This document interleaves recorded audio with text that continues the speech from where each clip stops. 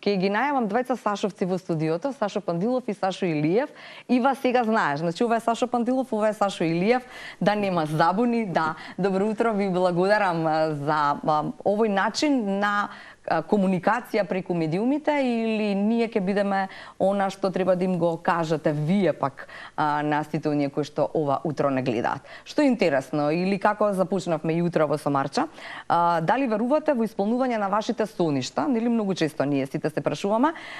Кога зборувам за соништа, не мислам за, како да кажам, само соништа за вас самите. Туку зборувам, нели, кога сонуваме сите ние, веројатно и ние како родители сонуваме и за она што би сакале или што би посакале да им се исполни од соништата на пак на нашите деца и така натаму. Сонуваме за тоа каква можеби држава сакаме, какви луѓе во неа да живеат. Ете токму за таквите соништа, или како велат тие, еден од нивните слогани е чекор по чекор до големи соништа. Ете тоа нека биде некако почеток или само како да кажам, само каписла иницијална која што ќе ве натера да останете овие 20 минути заедно со нас. Ете вака сега, второто нешто што е многу важно е дека не би требало да им земеме пари во оние пиар кампањи, нели, кога треба пари за да гостува некој во телевизија, заради тоа што ти имаат концепт, немаат ниту фирма, ниту организација, го нарекоа концепт незапирливи.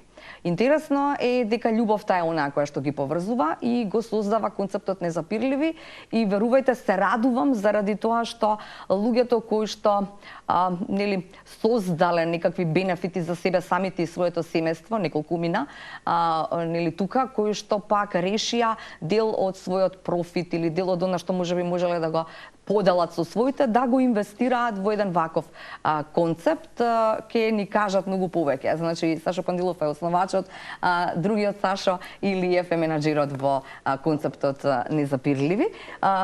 Споменав, мислам дека доволно вака во најавата, ама колку да ги заинтригираме гледачите. Интересно е секако, нели, за гледачите и за нас самите, заради тоа што се зборува за љубов. Нели, многу ретко ние кога зборуваме за концепти за создавање на нешто, зборуваме или се почнува од љубов. Како тргна идејата? Зошто љубовта е онаа која ги поврза нештата? Кој ќе почне? Кој Сашо? Ајде. Ти благодарам, многу убаво. Не најави, дури некако, како што ние посакувавме, ти кажа така многу убави зборови. Фала ти. Благодарам што дојдовте за да им покажеме дека и нешто друго се случува во Македонија. Ни прочита многу од мислите и го пренесе со твојата уста, нешто што нас многу не радува. Така и ке нас се вгнезди овој концепт, значи не е нешто дека ние многу талкавме. Почнавме со соништата, вие почнавте кажувате со соништата, некогаш соништата се убави, ама некогаш и се кошмари. Значи имаме и убави и неубави. Соништа си посакуваме убави соништа да не се случуваат. Кажавте, сакаме убава држава, сакаме убаво семејство. Меѓутоа, кога ти убави соништа со реалноста не се согласуваат, тогаш се јават стравови кај нас и се јават кошмари. Сега така кај мене се ја некои кошмари, што може би за да ги смирам, го најдов систематизиран концептот како се организирав сам себе, да ги подредам работите во еден стратешки, логички и употреблив начин за јас да успеам, јас да преживеам и растам. Значи, учевте на себе самиот, некако така. Учев на себе самиот, да. И практично тој концепт почнува од мене некако изворно.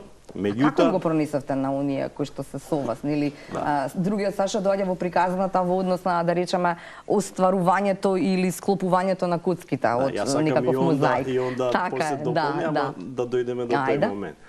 Значи, во мојот животен пат, во мојата кариера сум се надградувал, најмногу сум инвестирал на себе. Сме основале приватни бизниси со брат ми, со други партнери, значи, тие растеле на база на наши надградувања, на база на честни активности. Меѓутоа, тоа били убавите соништа што нас ни се случувале и реалност ни станувале. Да.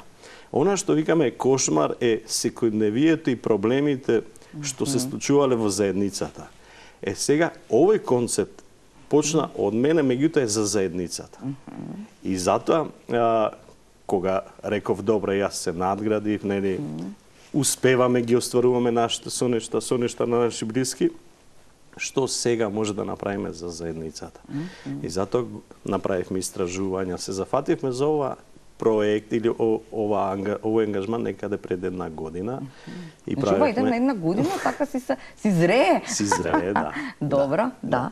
И сега вака правевме, нема да ве натерам да ги кажувате имињата, но не сте сам, нели заедно со што доаѓа потоа да речеме во објаснување на концептот и нели на убавите страни на нешто што може да се случи. Не сум самиот почеток, така е, тоа се мои блиски луѓе, тука и брат ми, тука се и други некои луѓе кои што си имаат. Тргнавме заедно да ја зачнеме да направиме. Ве сватија на почетокот кога им кажавте, ние ќе направиме концепт, нема да биде фирма, нема да биде организација, нема на почетокот да има заработувачка, нели се нема, ама ќе биде за доброто на сите. Некако нели многу звучи како Махатма Ганди, нели она. Сите тие се луѓе од бизнис секторот кои што си имаат обезбедено за својот живот, за нешто. И ова ние почнува од бизнис сектор, не почнува од невладини организации, не почнува од држава нешто дека е стипендирано, финансирано. Ова е од бизнис секторот, каде што ние во рамки на тесен круг на бизнис пријатели и луѓе, рековме ние да се заангажираме и да креираме некакви услови, меѓутоа со мајндсет на самоодржливост, со мајндсет на растење. И кога ние така си дебатиравме, си разговаравме, го надградувавме концептот, секој си зазема своја позиција на база на своите способности. Да, кога се видовте со другиот Саша Именјаков? Со Саша се случи неофицијално, бидејќи таа обсесија, нели, после некаде 7-8 месеци, да правиме, да. Ние ставивме план за реализација, во кој план се движевме и некаде пред планот јас случајно со Саша сме комши, пријатели, децата ни учат заедно во училиште, така. Ама децата имаат и убави своји сонови, така, кои што никако пак ве споја втор пат во приказна. Неформално со Саше бевме заедно на една екскурзија каде што децата практично ги носевме на екскурзија, јас и он ги возевме како родители. И таму имавме прилика уз кафе, уз неврзан муабет да си кажеме за животот, за новите работи. Јас му ја споделив оваа моја работа. Значи, он ги знае другите бизниси мои, меѓутоа оваа моја обсесија, може да го прашаме Саша само како што за него биша, како ја восприема. Ева нели мене искрено кога Саша ми ја кажа прв пат идејата, ми беше никако ми требаше време за да ги напластам работите и за да ми слегнат, нели, заради тоа што често се случува овде да се е некако на база на заработувачка, пари, нели, се нешто треба да вложиш за да добиеш и така натаму, а ова е сосем еден, како да кажам, многу повисоки цели се во концептот сам. Токму така, исто и кај мене, како што кажува и Сашо, тоа беше еден неврзан муабет, во кој што он ми го представи целата идеја, разговаравме и кога дели завршивме со сето тоа, па во мене се јави еден позитивен немир. Значи тој ме држеше некое време, размислував. Дојде дома, им кажа на... Не, јас не кажав на никого. Ништо, значи, добро. Тоа го држе во себе, си молчев, си размислував. Знаете, кога се креира нешто од љубов, кога се креира ваква рамка на која што се размислува да се помогне на младите, да се направи едни услови да им се создаде за да можат да се развиваат, тоа е голема одговорност. Тоа е голем предизвик. Така да јас размислував некое време која е мојата вредност, што би можел јас да понудам на овој концепт, на оваа идеја, која ќе биде мојата додадена вредност, нормално кроз моето искуство кое што е крадено низ годините, како што Сашо го има изградувано во неговите фирми, така и јас го имам изградувано во многу фирми и на раководни позиции. И додека не дојдов до она мое сознавање што би можел јас да понудам на идејата, јас нели седев и размислував. Тоа беше можеби по некои 3 недели кога јас повторно контактирав Сашо и му реков дајте да се видиме, да седнеме на едно кафе, да поразговараме за сето ова. И тогаш, познавајќи го него, дека развива добар бизнис, дека е упорен во сето тоа што го гради, имаме слични гледишта и слични ставови. Седнав јас му реков дека и јас сакам да бидам дел од овој концепт и дека треба заедно да ги создадеме овие услови, да им помогнеме на младите и да им овозможиме да го остварат својот сон тука. Да. тоа е најбитното нешто што ние сакаме да го потенцираме. Знаете зашто гледам таму? Затоа што е 7:58. Имам уште 12 минути, а ја уште 1 тон прашања. Да бидеме повеќе прагматични во одговорите. Ете тоа само ми е моабетот. Споменав неколку пати концепт незапирливи. И зошто не фирма, зошто не организација, така можевте да побарате пари од, не знам, други организации, така можевте да побарате помош. Вие решивте да тргнете во ова одсонување на својот собствен сон, нели сега е веќе заеднички сон. Верувам дека ќе стане и наш сон, зборувам македонски сон, да го сонуваме заедно и одсонуваме, зошто не фирма? Соне и на други луѓе што не се присутни, сакам да ги поздравам сите нив. Ако кажеме фирма е премало ова нешто, затоа е сон, затоа ние тргнавме како едни предодредени, можеби, луѓе да го развиваме. Меѓутоа, гледаме во колку димензии тоа може да се развива, пред се кога ќе се види какви можности нуди и затоа го нарековме концепт.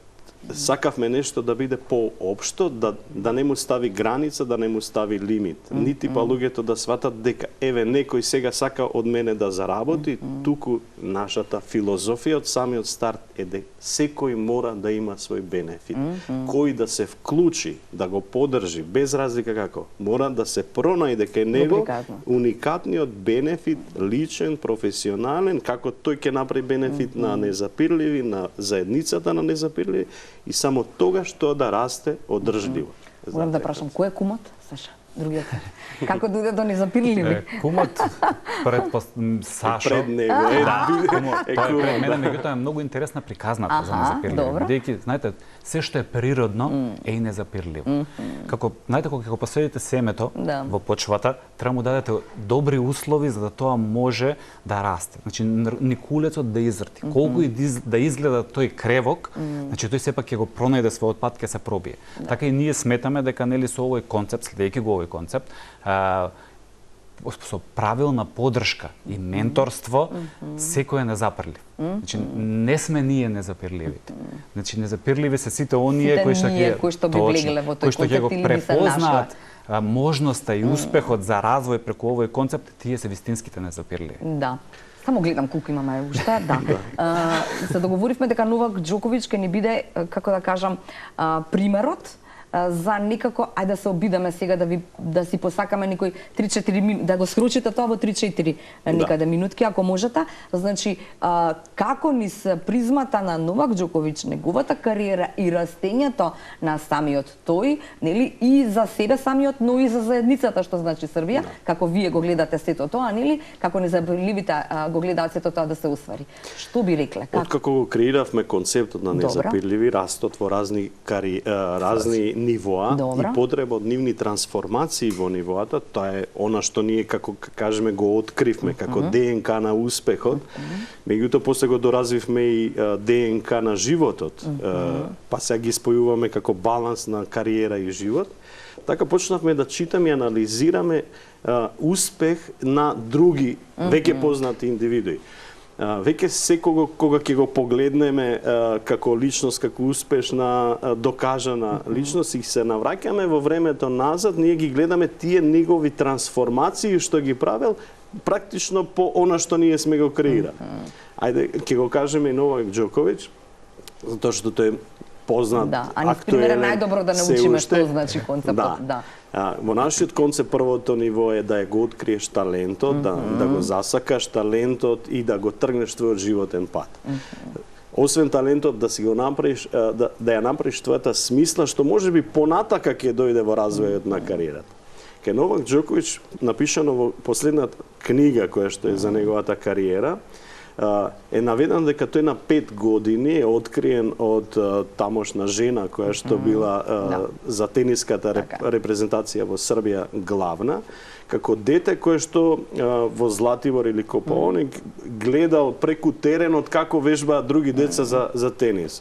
Она препознала во очите таква љубов, такво неприродно нешто, да му рекла дојде, ајде почни да играш, и кога видела уште и со каков жар, со каква љубов пристапил да игра, ја препознала таа искрена љубов. Затоа и кај нас во првото ниво е разгорување на љубовта, креирање на поврзаноста. Да видиме зашто ме бива, така некако, така да си изберам што е она што. И потоа она се ги убедува неговите родители, значи затоа е во второто ниво на растот, да твоето блиско семејство го прифати тоа дека да ти си предодреден. Можеби некогаш ние потиснуваме некои таленти кај нашите деца, мислејќи дека треба они да го живеат нашиот предодреден живот, нашиот сон. Меѓутоа, еве Новак Џоковиќ е каде што некој од надвор влијал на родителите, кои што тогаш имале семен бизнис, пицерија, некој ресторан, да стварно инвестираат во ова дете, има блескава кариера. И они тоа го направиле, ја поддржале и тука влегуваат во третото ниво, кое што ние го кажуваме, ниво каде што треба да се градат неговите способности на база на талентот. Тоа е долг процес, да се лепа, да. И он почнува нели од едни вештини во тенисот. Значи имате еден тренер, така? Тој треба да доаѓа некаде ниво Џоковиќ кога го надраснува тренерот или кога доаѓа нели до ниво кога нема потребен. Реално кога ние советуваме, кога би советувале, тоа треба да биде соодветен човек спрема возраста на децата. Ако се тоа млади деца, треба сигурно да е некој кој што ќе им ја даде жарта, љубовта, поврзаноста на емоциите со спортот, не толку низ дисциплина, не толку на лошото, туку повеќе на љубовта. Али како ќе зрее и во спортот и во личноста, така треба да биде се посериозен, се подисциплиниран тој спортист. Така било и кај Џоковиќ. И тука доаѓаме како знаење на ниво на сврзани садови. Кога тренерот има повеќе знаење, го учи ученикот до ниво на своето знаење.